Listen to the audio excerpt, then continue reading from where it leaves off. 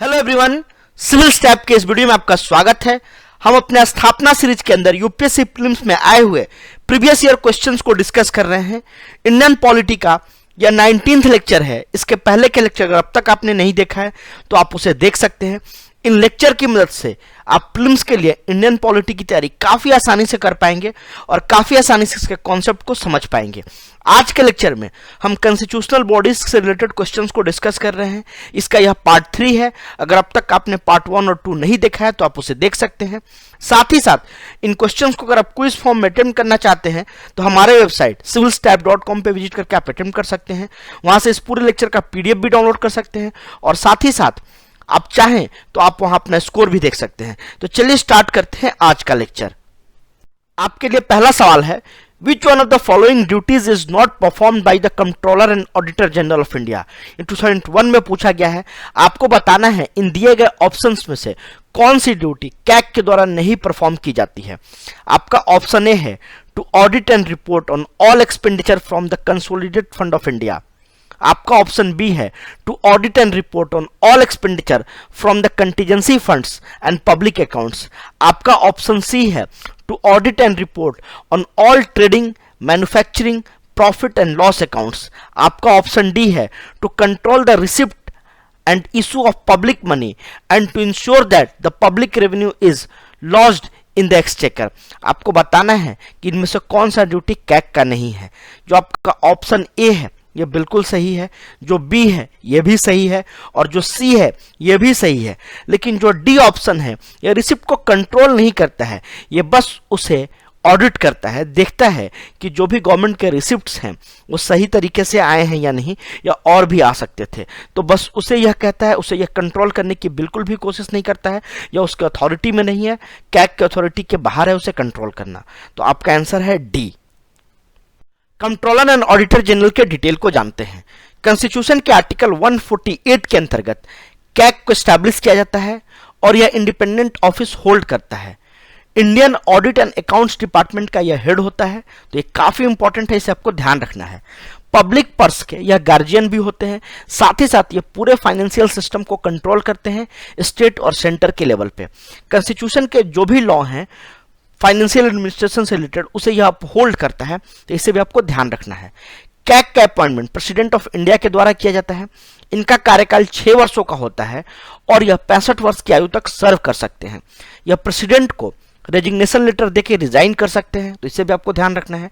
साथ ही साथ प्रेसिडेंट इन्हें चाहे तो रिमूव कर सकते हैं सेम प्रोविजन पे जैसे सुप्रीम कोर्ट के जज को रिमूव किया जाता है। मतलब यह है कि पार्लियामेंट के दोनों हाउस स्पेशल मेजॉरिटी से रेजोल्यूशन पास करेंगे तभी कैग को हटाया जा सकता है। तो ये काफी इंपॉर्टेंट है, इसे आपको बिल्कुल ध्यान रखना है। और रेजोल्यूशन पास करने के लिए जो ग्राउंड होना चाहिए वो मिसबिहेवियर होना चाहिए और इनकैपेसिटी होना चाहिए। तो इन फैक्ट्स को आप ध्यान रखें, काफी इंपॉर्टेंट फैक्ट्स हैं ये। कैग इंडिपेंडेंटली काम करे इसके लिए कॉन्स्टिट्यूशन में कुछ प्रोविजंस किए गए हैं, उन्हें डिटेल से समझते हैं। इन्हें सिक्योरिटी ऑफ टेन्योर प्रोवाइड किया गया है। मतलब यह है कि इन्हें उसी मेथड से हटाया जा सकता है जो कॉन्स्टिट्यूशन में मेंशन है, उसके अलावा इन्हें नहीं हटाया जा सकता है। साथ ही साथ एक और चीज समझना जरूरी है कि प्रेसिडेंट के प्लेजर पे ऑफिस होल्ड नहीं करते हैं। ऑल दो इन्हें प्रेसिडेंट अपॉइंट करते हैं लेकिन ये उनके प्लेजर पे सर्व नहीं करते हैं। तो एक काफी इंपॉर्टेंट लाइन है, इससे डायरेक्ट यूपीएससी स्टेटमेंट बना सकती है। कैग जो ऑफिसर होते हैं उनका टेन्योर खत्म होने के बाद वह किसी भी ऑफिस के लिए एलिजिबल नहीं है सेंट्रल गवर्नमेंट और स्टेट गवर्नमेंट के अंदर। तो ये भी काफी इंपॉर्टेंट है, इससे भी आपको ध्यान रखना है। इनकी सैलरी और सर्विस कंडीशंस पार्लियामेंट के द्वारा डिटरमाइन किया जाता है और इनकी जो सैलरी होती है वो जजेज ऑफ सुप्रीम कोर्ट के इक्विवेलेंट होती है। तो इसे भी आपको ध्यान रखना है। इनके जो भी बेनिफिट्स हैं और इनकी जो भी लीव्स हैं उन्हें चेंज नहीं किया जा सकता है इनके सर्विस के दौरान इनके डिसएडवांटेज में। तो ये भी काफी इंपॉर्टेंट है, इसे आपको ध्यान रखना है। जो भी officer Indian audit and accounts department में सर्व करता है उसका क्या एडमिनिस्ट्रेटिव पावर होगा, प्रेसिडेंट उसे कैग से कंसल्ट करने के बाद ही डिटरमाइन करते हैं। तो इसे भी आपको ध्यान रखना है। कैग की जो भी सैलरी होती है और जो भी अनाउंसेस होते हैं, जो भी पेंशन होता है वो कंसोलिडेटेड फंड ऑफ इंडिया में चार्ज होता है। मतलब वह पार्लियामेंट में वोट के लिए सब्जेक्ट नहीं है। तो ये काफी इंपॉर्टेंट प्रोविजंस है कैग को इंडिपेंडेंटली काम करने के लिए। इन सारे प्रोविजंस को आपको ध्यान रखना है बिकॉज कहीं से भी यूपीएससी सवाल बना सकती है। कॉन्स्टिट्यूशन का आर्टिकल 149 पार्लियामेंट को ऑथराइज करता है कि वो कैग की ड्यूटीज और पावर को निर्धारित करे। इसके लिए पार्लियामेंट ने 1971 में CAG's duties powers and conditions of service act को बनाया था, जिससे कैग की ड्यूटीज निर्धारित की जाती है। कैग प्रेसिडेंट को 3 रिपोर्ट सबमिट करता है: audit report on appropriation accounts, audit report on finance accounts and audit report on public undertakings. और प्रेसिडेंट इन रिपोर्ट को पार्लियामेंट के सामने रखते हैं, दोनों हाउसेज में रखते हैं, तो इसे आपको ध्यान रखना है। उसके बाद पब्लिक अकाउंट्स कमेटी इन रिपोर्ट्स को एग्जामिन करती है और अपने फाइंडिंग्स को पार्लियामेंट को बताती है। तो काफी इंपॉर्टेंट है। जो एप्रोप्रिएशन अकाउंट होता है उसमें कैग कंपेयर करता है कि जो भी एक्चुअल एक्सपेंडिचर हैं वो सैंक्शन एक्सपेंडिचर के इक्विवेलेंट हैं या नहीं, तो इसे वह निर्धारित करता है, इसे यह ऑडिट करता है, तो इसे आपको ध्यान रखना है। साथ ही साथ कैग का काम है कि जो भी पार्लियामेंट के लॉ हैं फाइनेंशियल एडमिनिस्ट्रेशन से रिलेटेड उसे अपहोल्ड करे और कॉन्स्टिट्यूशन ऑफ इंडिया को भी अपहोल्ड करे। जो हमारे एग्जीक्यूटिव पार्लियामेंट को रिस्पॉन्सिबल होते हैं फाइनेंशियल एडमिनिस्ट्रेशन को लेके, वह कैग के थ्रू होते हैं, तो इसे आपको ध्यान रखना है। कैग पार्लियामेंट का एजेंट होता है, तो जब मतलब इसका मतलब यह है कि यह डायरेक्टली पार्लियामेंट को रिस्पॉन्सिबल होता है, तो इसे आपको ध्यान रखना है। काफी इंपॉर्टेंट फैक्ट्स हैं ये, कहीं से भी यूपीएससी सवाल बना सकता है। कैग के ऊपर 2012 में यूपीएससी ने एक काफी अच्छा सवाल पूछा है, इस क्वेश्चन को आप अटेम्प्ट कीजिए। In India, other than ensuring that public funds are used efficiently and for intended purpose, what is the importance of the office of the comptroller and auditor general CAG? आपको यह बताना है कि public fund का efficiently used हो, इसके अलावा और क्या काम कैग करता है। आपका स्टेटमेंट 1 है, CAG exercises exchequer control on behalf of Parliament when the President of India declares national emergency, financial emergency. Second statement है, CAG reports on the execution of projects or programs by the ministries are discussed by the Public Account Committee. Third है, information from CAG reports can be used by investigating agencies to press charges against those who have violated the law while managing public finances.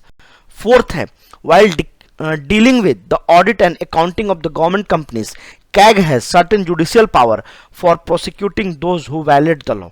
आपको बताना है कि इनमें से कौन कौन सा फंक्शन कैग का फंक्शन है। ये जो पहला स्टेटमेंट है यह बिल्कुल सही है। जो सेकंड स्टेटमेंट है इसके बारे में हमने बात किया है, यह भी सही है। और जो थर्ड स्टेटमेंट है यह भी सही है। अगर आपको 2G केस याद है तो उसमें कैग की रिपोर्ट के बाद ही केस फाइल की गई थी, तो यह भी सही है। और जो फोर्थ स्टेटमेंट है यह भी बिल्कुल सही है। कैग के पास कुछ जुडिशियल पावर भी हैं, जो भी कंपनीज हैं गवर्नमेंट की, अगर वह लॉ को वायलेट करती हैं तो उनके अगेंस्ट, तो यह भी सही है। इस तरह से आपका आंसर होता है डी। ये चारों के चारों स्टेटमेंट सही हैं।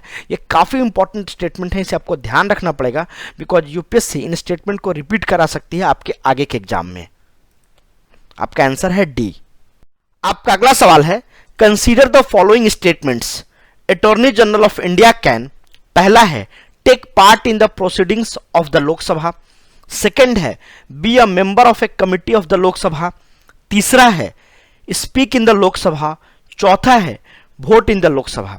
आपको बताना है कि अटॉर्नी जनरल ऑफ इंडिया इनमें से क्या क्या कर सकता है, क्या क्या करेक्ट है अटॉर्नी जनरल ऑफ इंडिया के बारे में। तो जो पहला स्टेटमेंट है कि लोकसभा के प्रोसीडिंग्स में भाग ले सकता है, यह बिल्कुल सही है, लेकिन यह कमिटी का मेंबर नहीं होता है, तो सेकंड स्टेटमेंट गलत हो जाता है। अगर सेकंड गलत होता है तो आप ऑप्शन बी और सी को एलिमिनेट कर सकते हैं। और जो आपका पहला स्टेटमेंट है ये दोनों में कॉमन है, तो आपको बस थर्ड स्टेटमेंट के बारे में सोचना है, फोर्थ के बारे में सोचना ही नहीं है। तो जो थर्ड स्टेटमेंट है यह बिल्कुल सही है। यह लोकसभा में बोल सकते हैं बट लोकसभा में वोट नहीं कर सकते हैं। तो जो आपका चौथा स्टेटमेंट है यह गलत है। इस तरह से आपका आंसर निकल के आता है 1 and 3 ओनली, डी। तो अगर आपको फोर्थ स्टेटमेंट के बारे में नहीं भी पता था तो भी आप इस क्वेश्चन को सॉल्व कर सकते हैं। मैं आपको बार बार बोलता हूं कि आपको यूपीएससी के प्रीलिम्स के पेपर में हमेशा एलिमिनेशन टेक्निक्स यूज करने हैं और देखना है कि क्या आप ऑप्शंस को एलिमिनेट करके क्वेश्चन को सॉल्व कर पा रहे हैं या नहीं। यह काफी इंपॉर्टेंट टेक्निक है, इसे आपको ध्यान रखना है। अटॉर्नी जनरल ऑफ इंडिया की डिटेल को जानते हैं। कॉन्स्टिट्यूशन के आर्टिकल 76 के अंतर्गत अटॉर्नी जनरल ऑफ इंडिया का ऑफिस आता है और यह कंट्री के हाईएस्ट लॉ ऑफिसर होते हैं। इनका अपॉइंटमेंट प्रेसिडेंट के द्वारा किया जाता है। इसके लिए जो क्वालिफिकेशन चाहिए वो सेम है जो सुप्रीम कोर्ट के जज बनने के लिए चाहिए। मतलब वह भारत का नागरिक होना चाहिए, वह किसी भी हाई कोर्ट में 5 वर्षों तक जज होना चाहिए, या किसी भी हाई कोर्ट में 5 वर्षों तक लॉयर होना चाहिए, या प्रेसिडेंट के नज़र में इमिनेंट जूरिस्ट होना चाहिए। तो इसे आपको ध्यान रखना है। इनका जो भी ऑफिस का टेन्योर है वो फिक्स नहीं किया गया है कॉन्स्टिट्यूशन के द्वारा, प्रेसिडेंट के द्वारा वो फिक्स किया जाता है। यह प्रेसिडेंट के प्लेजर पे सर्व करते हैं, तो इसे आपको ध्यान रखना है, ये काफ़ी इंपॉर्टेंट है। और प्रेसिडेंट कभी भी इन्हें हटा सकते हैं, या ये चाहें तो प्रेसिडेंट को रेजिग्नेशन दे करके अपने पद से रिजाइन कर सकते हैं। कुछ इनके इंपॉर्टेंट फंक्शन है, उसे देखते हैं। ये गवर्नमेंट ऑफ इंडिया को लीगल मैटर पे एडवाइस करते हैं, जिसे प्रेसिडेंट के द्वारा रेफर किया जाता है, तो काफ़ी इंपॉर्टेंट है। और जो भी लीगल असाइनमेंट्स होते हैं प्रेसिडेंट के द्वारा इन्हें रेफर किया जाता है, और इस पे यह प्रेसिडेंट के लिए काम करते हैं और गवर्नमेंट के लिए काम करते हैं, तो काफ़ी इंपॉर्टेंट है। जो भी गवर्नमेंट को लीगल प्रॉब्लम होती है उसमें यह सबसे बड़ा रोल प्ले करते हैं, और ये गवर्नमेंट को एडवाइस करते हैं उसके अगेंस्ट। प्रेसिडेंट ऑफ इंडिया के द्वारा अटॉर्नी जनरल के लिए कुछ ड्यूटीज निर्धारित किए गए हैं, उसे देखते हैं। गवर्नमेंट के अगेंस्ट जो भी केस सुप्रीम कोर्ट में चल रहे होते हैं उसमें अटॉर्नी जनरल अपीयर होते हैं, तो इसे आपको ध्यान रखना है। साथ ही साथ कुछ स्पेशल केस को अगर प्रेसिडेंट रिकमेंड करते हैं तो उसमें भी यह गवर्नमेंट को रिप्रेजेंट करते हैं, तो इसे आपको ध्यान रखना है। कुछ इंपॉर्टेंट केसेज गवर्नमेंट के अगेंस्ट अगर हाई कोर्ट में चल रहे होते हैं तो उसमें भी यह अपीयर होते हैं। तो ये 3 ड्यूटीज इनके लिए निर्धारित की गई है प्रेसिडेंट के द्वारा, तो इसे आपको ध्यान रखना है। इंडिया के किसी भी कोर्ट में ये ऑडियंस हो सकते हैं, तो इसे आपको ध्यान रखना है। साथ ही साथ जो पार्लियामेंट की प्रोसीडिंग्स होती है उसमें भी यह भाग लेते हैं, उसमें यह बोल सकते हैं, लेकिन इन्हें कोई भी वोटिंग राइट्स नहीं है। पार्लियामेंट्री कमिटीज़ की भी जो मीटिंग होती है उसमें भी यह पार्टिसिपेट कर सकते हैं, लेकिन वोटिंग नहीं कर सकते हैं, तो काफ़ी इंपॉर्टेंट है। इन सारे फैक्ट्स को आप ध्यान रखें। किसी भी फैक्ट से स्टेटमेंट बनाया जा सकता है और यूपीएससी अटॉर्नी जनरल के ऊपर सवाल पूछ सकती है। अभी जो हमने डिस्कस किया इसी पे यूपीएससी ने 2000 में एक सवाल पूछा है, इस क्वेश्चन को आप अटेम्प्ट कीजिए। Consider the following statements about the attorney general of India. आपको बताना है कि दिए गए स्टेटमेंट में से अटॉर्नी जनरल ऑफ इंडिया के बारे में कौन सा स्टेटमेंट सही है। जो पहला स्टेटमेंट है, he is appointed by the president of India, ये बिल्कुल सही है, अभी हमने यह डिस्कस किया है। इनका अपॉइंटमेंट प्रेसिडेंट के द्वारा किया जाता है। अगर पहला स्टेटमेंट सही है तो आप ऑप्शन सी और डी को एलिमिनेट कर सकते हैं। सेकेंड स्टेटमेंट है, he must have the same qualifications as are required for the जज ऑफ द सुप्रीम कोर्ट, बिल्कुल सही है, अभी हमने डिस्कस किया। इनका जो अपॉइंटमेंट का क्वालिफिकेशन है वो सुप्रीम कोर्ट के जज के बराबर होना चाहिए। तो इस तरह से आपका आंसर आ गया 1 और 2। अगर आपको ऑप्शन स्टेटमेंट 3 और 4 के बारे में नहीं भी पता था, फिर भी आप इस क्वेश्चन को काफ़ी आसानी से सॉल्व कर सकते थे। तो इसी तरह से यूपीएससी के एग्जाम में आपको 1 और 2 स्टेटमेंट पढ़ के ऑप्शंस को एलिमिनेट करने का कोशिश करना है। बहुत बार ऐसा होता है कि बस आप 1 या 2 स्टेटमेंट जानते रहेंगे, फिर भी आपका आंसर आ जाएगा। जैसे इस केस में आपको 3 और 4 के बारे में नहीं भी पता था, फिर भी आप आसानी से इस क्वेश्चन को सॉल्व कर लिया। तो इस तरह से आपको ध्यान रखना है, काफ़ी इंपॉर्टेंट है ये। आपका आंसर है ए। आपका अगला सवाल है, कंसीडर द फॉलोइंग स्टेटमेंट्स। पहला स्टेटमेंट है, the advocate general of state in India is appointed by the president of India upon the recommendation of governor of the concerned state. Second statement है, as provided in civil procedure code, high courts have original appellate and advisory jurisdiction at state level. जो पहला statement है यह गलत है, इनका appointment president के द्वारा नहीं गवर्नर के द्वारा किया जाता है। और जो सेकंड स्टेटमेंट है यह भी गलत है, हाई कोर्ट को original appellate and advisory jurisdiction नहीं है स्टेट लेवल पे। तो दोनों स्टेटमेंट गलत है। इस तरह से आपका ऑप्शन हो जाता है डी। इसके डिटेल को देखते हैं।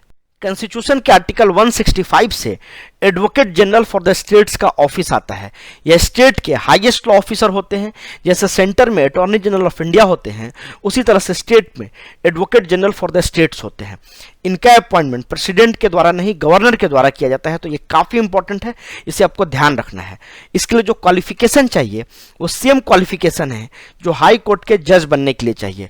मतलब वह भारत का नागरिक होना चाहिए, वह जुडिशियल ऑफिस पे 10 वर्षों तक होना चाहिए, साथ ही साथ वह हाई कोर्ट का वकील होना चाहिए 10 वर्षों तक। इनमें से कोई भी क्राइटेरिया, इन दोनों में से कोई भी एक क्राइटेरिया है तो वह एडवोकेट जनरल ऑफ स्टेट्स बन सकता है। तो इसे आपको ध्यान रखना है। यह गवर्नर के प्लेजर पे सर्व करते हैं, यह भी काफ़ी इंपॉर्टेंट है। इन्हें जब गवर्नर चाहें हटा सकते हैं या खुद गवर्नर को रिजिग्नेशन देके हट सकते हैं। तो ये इंपॉर्टेंट फैक्ट्स हैं, इनके आपको ध्यान रखना है। यूपीएससी कभी भी इनसे सवाल बना सकती है किसी भी स्टेटमेंट के फॉर्म में। आपका अगला सवाल है which of the following bodies do not find mention in the constitution. आपको यह बताना है कि दिए गए बॉडी में से कौन कॉन्स्टिट्यूशन में मेंशन नहीं है। मतलब यह है कि कौन कॉन्स्टिट्यूशनल बॉडीज नहीं है। पहला है नेशनल डेवलपमेंट काउंसिल, यह कॉन्स्टिट्यूशनल बॉडीज नहीं है। सेकंड है प्लानिंग कमीशन, यह भी कॉन्स्टिट्यूशनल बॉडीज नहीं है। तीसरा है जोनल काउंसिल, यह भी कॉन्स्टिट्यूशनल बॉडीज नहीं है। किसी के बारे में कॉन्स्टिट्यूशन में मेंशन नहीं है। जब भी आप किसी बॉडी के बारे में पढ़ें आप देखें कि क्या इसका मेंशन कॉन्स्टिट्यूशन में किया गया है या किसी इसे एक्ट के अंतर्गत क्रिएट किया गया है। तो ऐसा डिस्टिंक्शन को करना जरूरी है, अदरवाइज यूपीएससी आपसे सवाल पूछ सकती है और आपको नहीं पता रहेगा तो आप ऐसे क्वेश्चन को नहीं कर पाएंगे। तो किसी भी बॉडी के बारे में आप जब भी पढ़े देखें कि यह कॉन्स्टिट्यूशनली मैंडेटेड है या किसी एक्ट के अंतर्गत इसे बनाया गया है। इस क्वेश्चन का आंसर है डी। होप आपको यह वीडियो अच्छा लगा तो इसे लाइक करें, कमेंट में बताएं हमारे इस सीरीज से आपको प्रीलिम्स की तैयारी करने में कैसे मदद मिल रही है। हमारे चैनल को सब्सक्राइब करें। साथ ही साथ इन क्वेश्चंस को अगर आप क्विज फॉर्म में अटेम्प्ट करना चाहते हैं तो हमारे वेबसाइट civilstep.com पे विजिट करके आप अटेम्प्ट कर सकते हैं। वहां से इस पूरे लेक्चर का PDF डाउनलोड कर सकते हैं। साथ ही साथ आप चाहें तो आप अपना वहां स्कोर भी देख सकते हैं। Thank you and happy learning.